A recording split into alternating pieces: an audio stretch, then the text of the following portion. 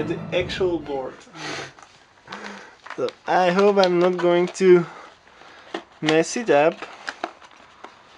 I don't know how to unwrap this. Yeah, I'm totally prepared for the video shoot, as you can see. Oops. As I know, sometimes helps a hammer. Hammer, yeah.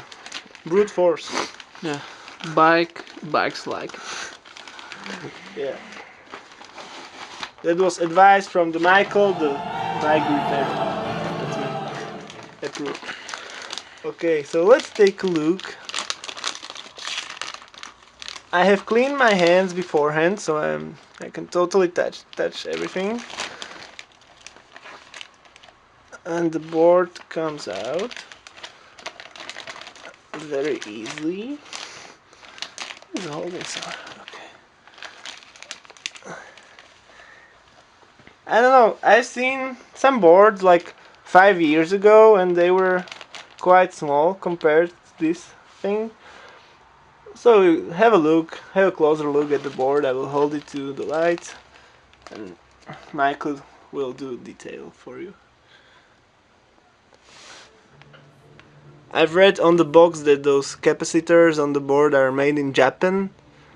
I'm not sure if that is mark of quality or something, but well, they put them on the board that was pretty expensive, so I hope they will do okay.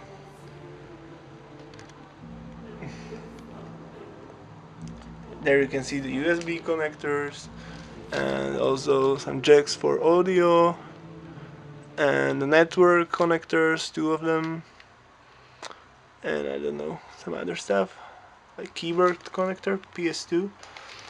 And one thing to mention here is you maybe noticed the ASUS put some effort and develop this kind of design, and it helps to cool the components. We are going to need that when we will overclock the processor without burning it. Definitely, yeah. Okay, so bye, and let's see what other components we have on the bed.